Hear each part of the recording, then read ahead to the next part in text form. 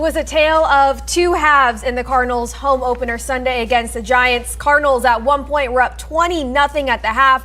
However, they fall 31-28 in the final score. We're going to talk about it all. A full breakdown here on Morning Scramble, presented by Verizon, alongside Jody Jackson and Zach Gershman. I'm Dani Sureck. Thanks so much for joining us. Those of you who are on the live stream with us. Got a nice little setup this year, guys. I know. It's pretty fancy. I walked couches in. I'm like, man, we stepped up from the desk. Now we got two helmets, a Look table. Look at that. It's nice to have us all back together. There were not helmets last week? No. Wow. Jody, you joined us this week. Now you're back for the season. We had to step up our game. See, this is what happens. Craig does not write down a song title. He writes down an opinion, and we boot him. He was really adamant about not giving out a song title. It was interesting. The bar is low for you, Jody. We'll get to that later on in the show. Let's go ahead and start with how the game started, because it was fantastic, especially on offense. The Cardinals, 3 touchdowns, which is 3 more than week 1 in Washington. They controlled the game. They had a great run game. With the exception of that missed field goal in the first drive, Cardinals scored on every other drive. Jody, how did the offense control the first half so seamlessly? I mean, it was fantastic, the whole first half of football from the Cardinals. But if you're asking me, Dani, offensively specifically, what's interesting is the first few throws were a couple overthrows, right? I feel like Josh Dobbs was feeling his way, but that quickly changed to him being right on the money. And he got Zach Ertz involved in the game. Really, Ertz was targeted a lot early on. Hollywood Brown, Trey McBride, and the pass to Michael Wilson, which was a big play in that first half. I mean, I was very impressed with Josh Dobbs, his accuracy, his ability to have poise under a little bit of pressure, but honestly, the offensive line did a great job protecting him as well. And I think that, Dani, is a big key to why he was successful also. But the few times that he did have someone coming at him or trying to fly in his face, he stayed poised. He took a couple hits as well in the pocket and still threw the ball right on the money most of the time. The one thing I liked about Josh Dobbs in this one, he had the confidence to go long, which we did not see as much in the first game against Washington. He spoke on Wednesday before the game and said it's a night and day difference between week 1 and week 2. It was clearly on full display yesterday. It was a true difference. Let's take a closer look at Josh Dobbs' stats from that game. 21 of 31, a passing and a rushing touchdown, and that was impressive. 23 yards using his legs. That's something we heard from head coach Jonathan Gannon. What this staff liked about Dobbs when they brought him in was that mobility. That's what we can assume led to the decision of releasing Colt McCoy and bringing in Dobbs, and that was on display. That was nice to see. It's not Kyler Murray level, right? But it is nice to see that this offense is at least working in the same fashion that we can expect it to see when Kyler Murray returns. Yeah, I mean, honestly, what Josh Dobbs did there was completely unexpected for me. You do not see that every day. You do not see an NFL quarterback kind of lower the shoulder. It was kind of, for me, between a truck and kind of just taking on that contact. And I wouldn't call it a stalemate because he definitely ran over the defender, but it's just he had the momentum, right? And so he was going forward, but you love to see it. I honestly don't necessarily expect Kyler Murray to do that when he comes back, but I mean, Kyler, obviously a different player, and he can usually run around people. But from Josh Dobbs, it fed into the energy that we saw. Guys were flying around. On defense, they were, big hits, a lot of contact, physicality. And we saw it on offense from James Conner and Josh Dobbs. And so Josh Dobbs, again, that was part of that very impressive first half.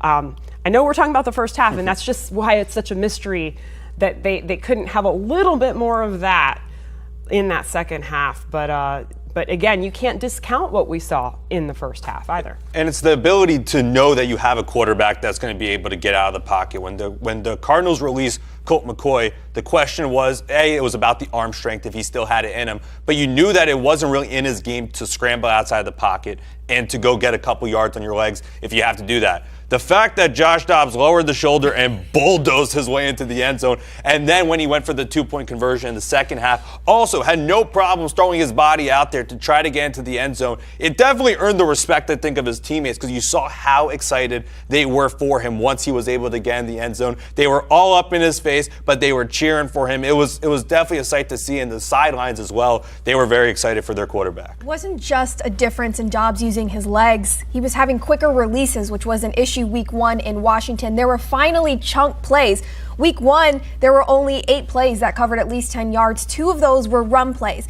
We were seeing on Sunday against the Giants chunk plays for 17, 22, 23 yards, really stretching the field. It was true, that night and day difference, and whether that is chemistry and connection from an extra week of practice, confidence from Dobbs, you could clearly see the difference. Definitely was evident, and to the relationship as well. In that first game against Washington, it seemed like Zach Ertz was his target and only his target. Nobody else was getting the ball besides Zach Ertz.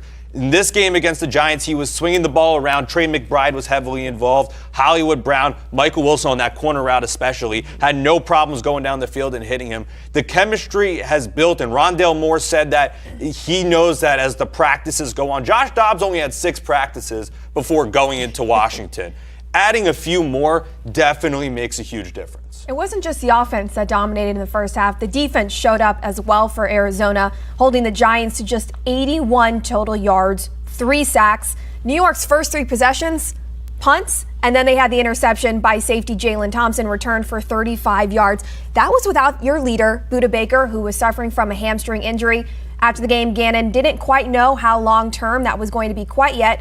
But Jody, who stepped up in Baker's absence on the defense? I mean, to me, a lot of guys did in that first half, especially. And you also think about the fact that they didn't have Collier, they didn't have Lecky Fotu, which, then you're looking at a D-line facing Barkley, and then in that first half, they really shut him down. But as far as Budda Baker, you can't replace that leadership, you can't replace the player. But I liked what Andre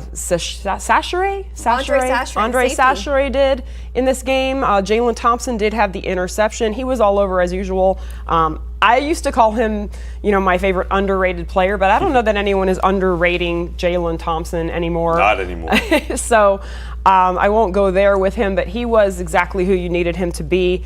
And again, in the first half, they were making it really hard in that defensive secondary. And even without Budda, kind of reminded me of a few years ago when this team beat the Rams. Cooper Kupp would catch a pass, they would make him pay.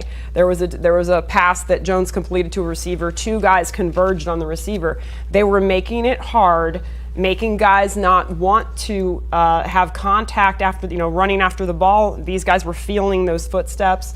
And again, that was what was there in that first half. And, Jones was really not doing a lot of anything, and then they, not being able to run it with Barkley, it was just a complete shutdown. So, with Budda, hopefully he's not out too long, but I guess we're going to know more as the week progresses here. But he's the only question I have, Dani and Zach, is what would he have maybe been able to do during the course of that third and fourth quarter, whether it was verbally or with his play on the field, that could have turned things? I think it is all verbal when it comes to Budda Baker. I mean, obviously the skill set speaks for itself. You know what you're going to get out of your captain, out of your star player.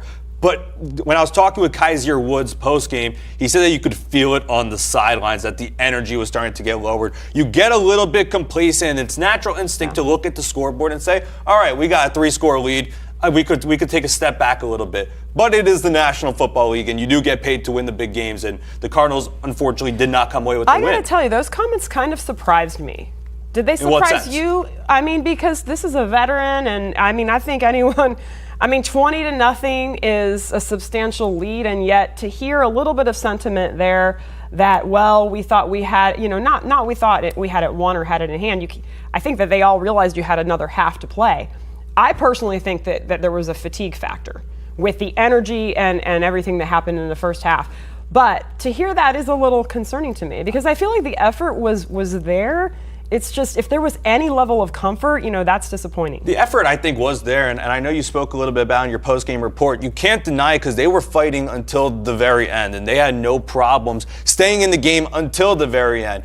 But the fatigue, you definitely could say, plays a role into it. I know Kaiser said that, you can't make excuses because it's the NFL. With it being such a young group and a young coaching staff, and Nick Rallis is the youngest defensive coordinator in the NFL right now, I understand, because you look at the scoreboard, it's your home opener, there's so much excitement, your offense is rolling, you kind of feel that you're able to take that step back. I understand it from an outsider's perspective. I'm not within the white lines, but to see it from an outsider's perspective, you have to question, how did it crumble so quickly? It did, it did crumble. Tale of 2 halves, because New York came out after having just 81 total yards in the first half, 358, 3 touchdowns in the second.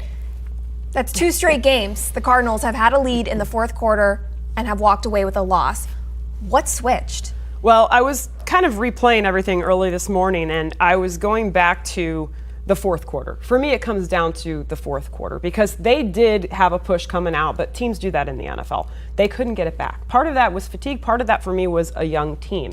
But the other thing I'll say, and I'm not sure, if you're in the Cardinal locker room right now, you're looking at yourself, but Daniel Jones put on a show. I mean, I don't know that I knew what he did last year, and I knew he's been in the league a while. The Cardinals beat him, back in 18, I want to say, back in, they had, I think there were 6 or 7 sacks. I mean, he's been in the league a while. Last year was his kind of breakout year. He's obviously capable of doing that more. He used his legs. So I guess it's a credit where credit is due factor to what he was able to put on with both passing and running the ball. However, again, you just had to have one stop. I mean, you just had to have one or maybe 2 stops at that point.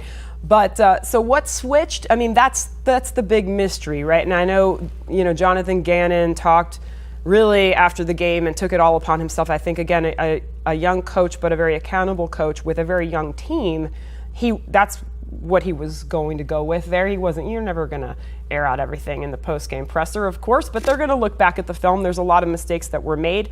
I will say, when you say what flipped, and in that fourth quarter, there were a couple of times that they sent a blitzer at Jones, and he was close, but he did not get to him. And those could have been game-changing. Wallace was on one of those plays, and I believe Barnes on another one. If they get home on even one of those, I know you're going to talk about another point in time in a moment, but I mean, if you make 1 or 2 more plays, maybe you gain some momentum back, and it just didn't happen. Kayvon Wallace also spoke about post-game and said that it's the standard to come away with the wins regardless of how you lose. Losing is tough, and they don't want to do that. But he said that he's holding himself accountable. That's all he could do for himself personally. But he left stuff out on the table, and it's those type of blitzes that you mentioned. You talk about fatigue.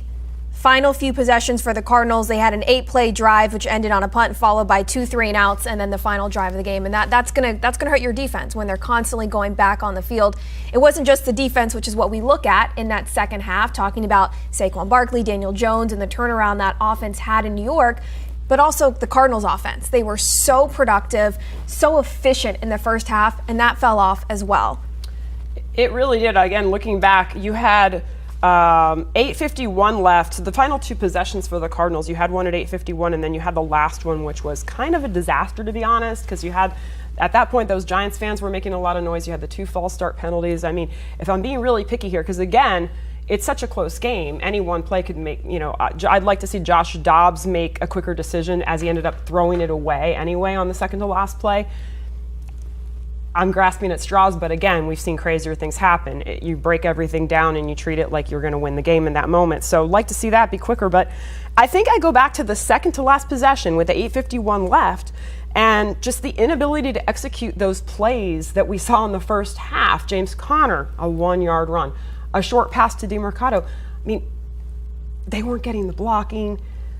They weren't running with as much passion and energy. Obviously, you see DeMarcado in the game. They were trying to, Drew Petzing was probably trying to look for a spark, fresh legs, anything that they could do to try to get a big play. But there were very few explosive plays in that second half, Zach. And I mean, for you, in that locker room, it had to have been, it's both, right? It's both sides. If the offense is able to sustain a drive at least, they give the defense a little bit of a break.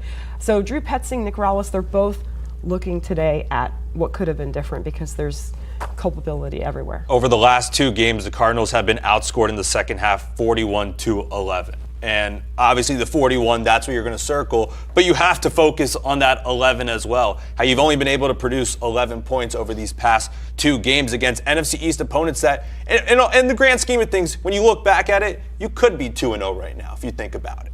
And that you have a completely different outlook on the season, period. The offense needs to produce in those late moments, and Josh Dobbs spoke about finishing. That's what they need to focus on. That's the next step of growth. And they got a tough opponent in the Dallas Cowboys coming in next week. There is a little bit of hope since you could be 2-0, right? The effort that we've talked about. When you say that, it's just that's what just gets you. You're thinking both of these games were so close point-wise, and even though it is a tale of 2 halves, you find one moment in that second half, and so that's what's a killer. Let's look at the positives. We've talked about a lot of offense, talked about defense. Let's get more specific and talk about our player of the games. We're going to bring out our handy whiteboards now. Okay. They make a return. They make the return. Greg doesn't, but the whiteboards do. Okay, so write down who your player of the game was. Gotta remember mine. Oh, how could I forget? I'm not going to do any sort of drawing this week because it was such a disaster last week. This is a test of the handwriting. Okay, Zach, you're ready. So you go first on who your player of the game was. I'm ready because why. he's got a great first name. It's Zach Ertz.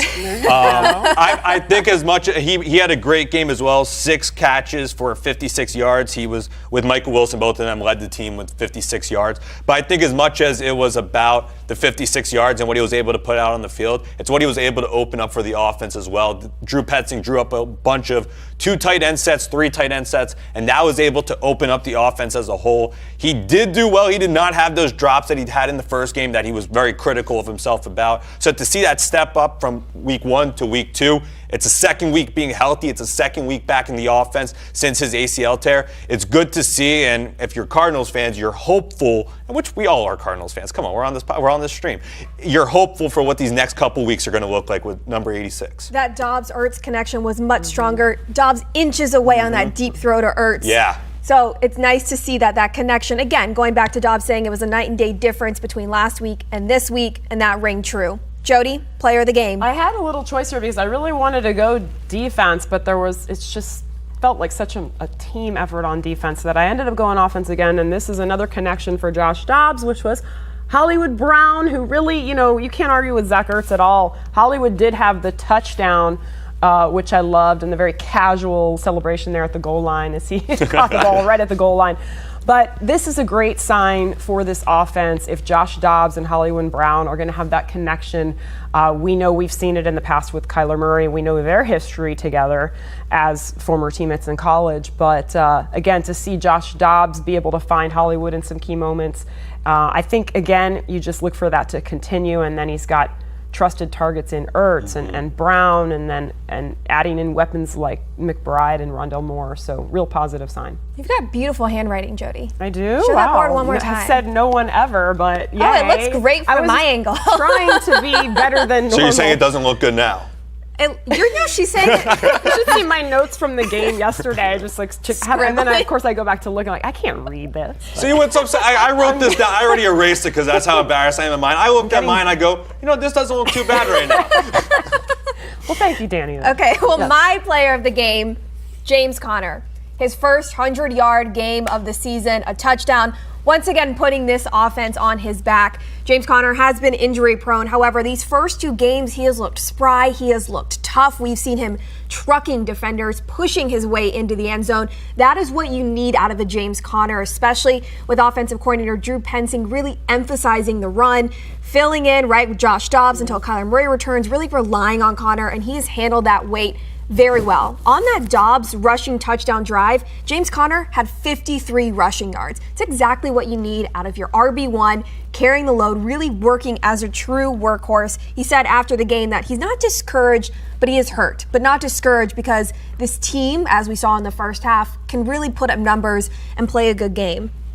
Okay, let's go on to turning point, because there were a couple plays that ended up having a big factor on this game. Zach, what was your turning point for the Cardinals and their 31-28 loss to the Giants Sunday? Yeah, so we'll see. We're getting down to the unfortunate stuff, and the cough starts coming out.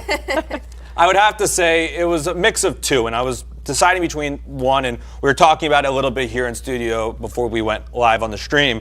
The first play in that third quarter, you start off strong for the New York Giants, 58-yard deep ball to Jalen Hyatt, his first catch in the NFL as well, might as well add.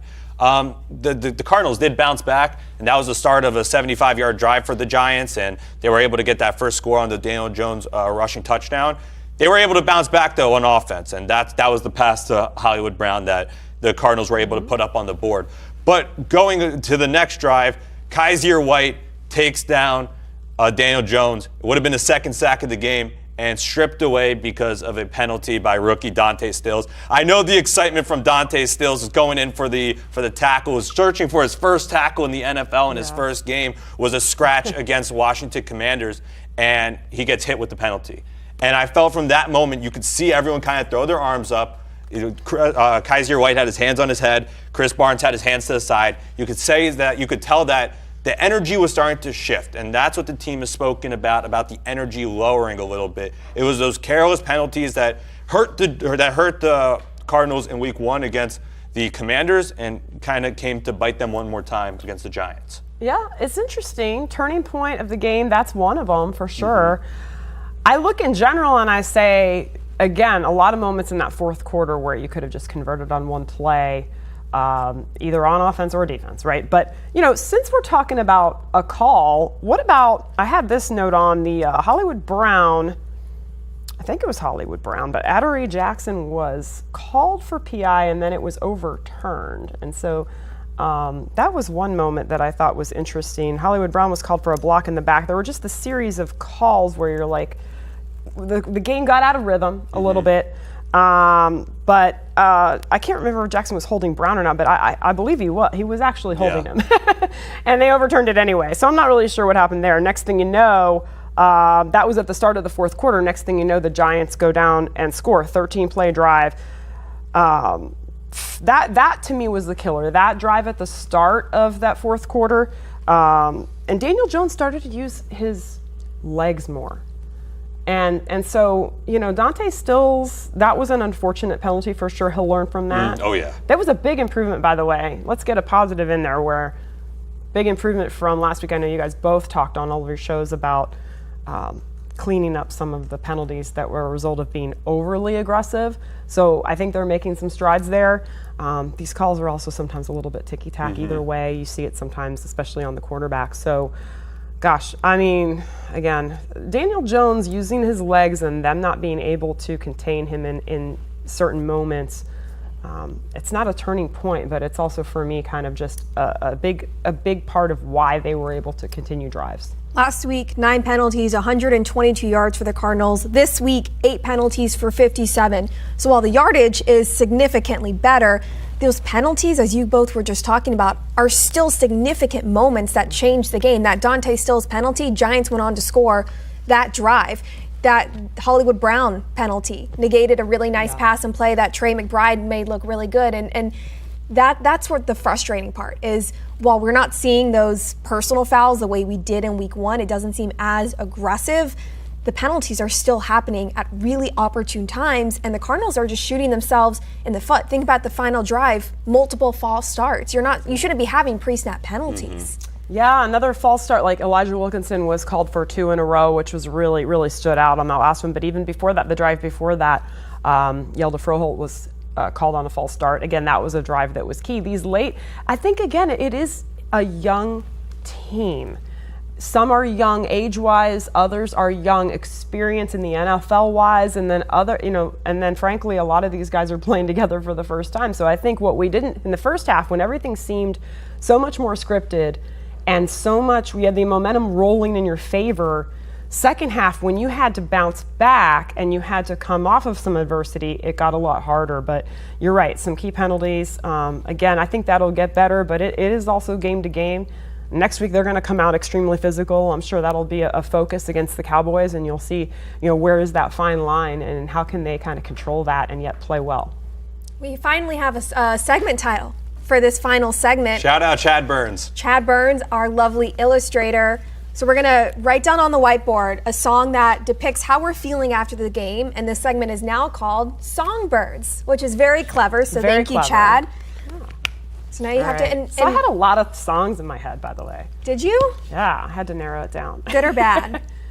Well, I mean, a lot of like heartbreak related songs. Should I draw another picture? Yeah. Give this a shot. The artist, Dani.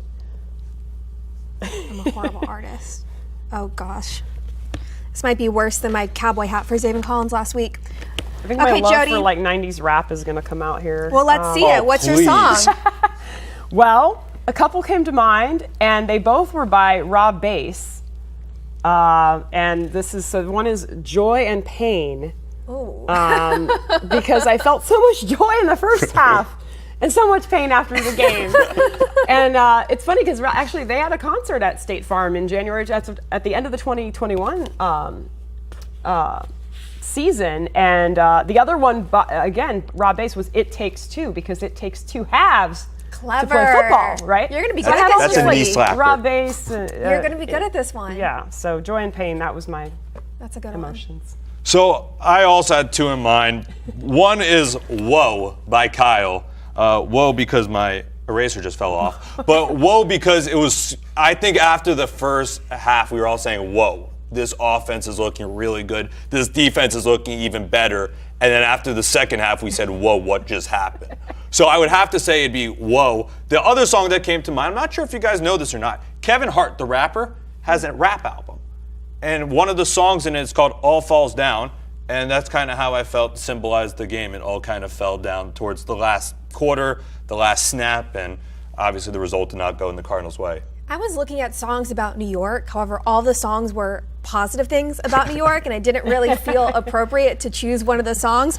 So I actually went with One Foot by Walk the Moon, and that is a drawing of a foot. It might not It's like a look like hand it. It does look like a turkey. Okay, I'm not going to turn it around again because our producer, Jacob, is literally like holding his hand, Whose his foot head in is his that? hands. He's like, because that laughing so person hard. needs to probably see a foot surgeon, but whose foot is that? Okay, moving on from my lovely drawing, I went with the One song foot. because it seems Okay. truly like the Cardinals are putting one foot in front of the other. We saw improvements from week 1 to week 2. I'm hoping we see improvements moving forward. There was a lot more good to take away from this week, which is a good sign that the Cardinals are on the right track. However, you do have a really difficult month in opponents ahead of you. I'm going to go ahead and erase this real quick. My reaction to seeing Dani's one foot.